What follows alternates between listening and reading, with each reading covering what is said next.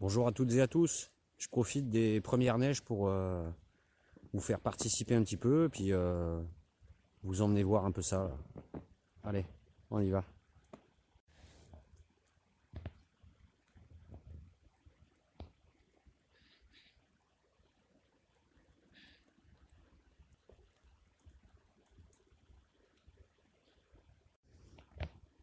Les derniers fruits de cynorhodon, l'églantier.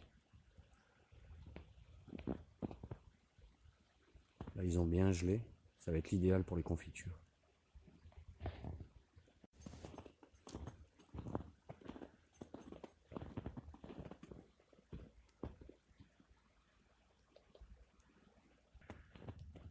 Regardez ça là, ce beau pain.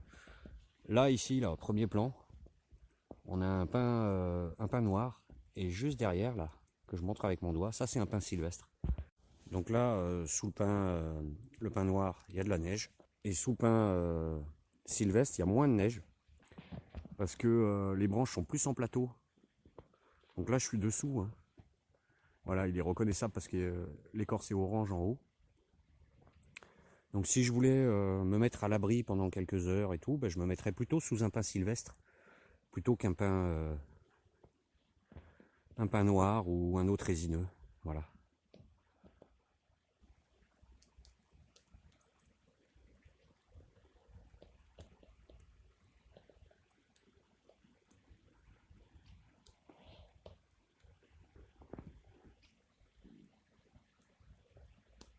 C'est top quand même la neige. Alors là, c'est une petite aubépine, c'est un arbuste. L'aubépine, ça peut faire 3-4 mètres de haut, avec un diamètre de 10 au niveau du tronc. Et là, on peut voir qu'il reste quelques senelles. Donc c'est le fruit de l'aubépine. On en fait des confitures. Voilà, confiture, tisane. Donc là, on arrive au pied de chênes centenaires. Ils sont énormes, hein. Je vais essayer de vous montrer ça, mais c'est magnifique. Mais on va essayer de les garder le plus longtemps possible. C'est des ancêtres, des témoins. Un pain noir.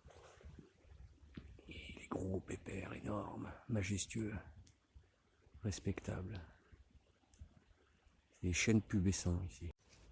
Donc ça c'est un des chênes. On peut voir, il y a un trou là, ici de pivert. Donc ils sont bien attaqués, ils sont un petit peu attaqués par les capricornes. Donc c'est pour ça que j'enlève les branches mortes. Là on a une branche qui est malade.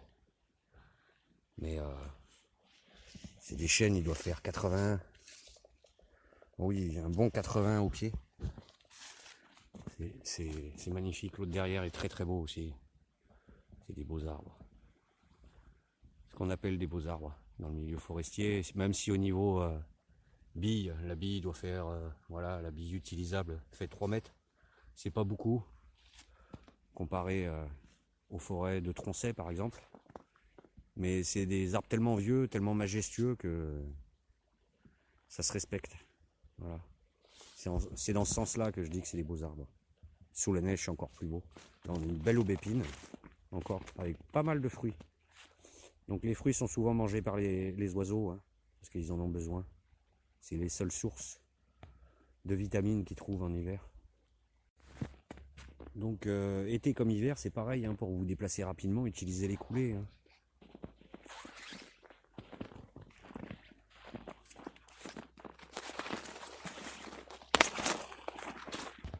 On a un genevrier là au sol.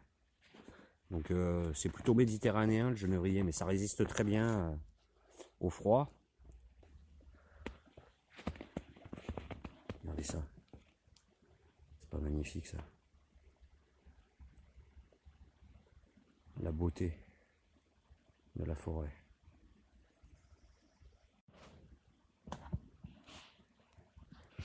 Mais ça c'est beau ça. Voici le terrain de jeu quoi. Pour les gens qui viennent en stage, vous reconnaîtrez les paysages peut-être. Et c'est ici qu'on vient cueillir. Alors là, on vient de tomber sur des traces d'oiseaux. Donc à cette période-là, c'est souvent des merles qui sautillent. Voilà, comme là, voilà. Et qui cherchent de la nourriture. On les entend quand ils grattent, ça fait beaucoup de bruit. Petit oiseau là-bas. Alors là, on est au pied de vieux trembles qui font dans les 40 de diamètre. Des beaux pépères, donc c'est de la famille des peupliers. L'écorce est utilisable, les racines sont utilisables pour faire des liens, pour coudre par exemple. Des vanneries d'écorce, c'est très bien. Il faut gratter haut au pied, puis récupérer les racines en superficie. C'est un très bel arbre, intéressant, même en sculpture. Si vous prenez plutôt le bois de cœur, le duramen, ça fait des ustensiles assez solides et faciles à sculpter avec une couleur légèrement orangée. Donc, tout ça, c'est du bois en réserve. Donc là, par exemple, on peut récupérer du libère, ça c'est du libère. Là, ici, cette fibre-là. Donc si c'est pas trop désagrégé, sur un arbre mort, c'est possible de récupérer du libère, même à cette période-là, et d'en faire des ficelles. Voilà. Et là, on a une trace. Et on est sûrement sur un renard.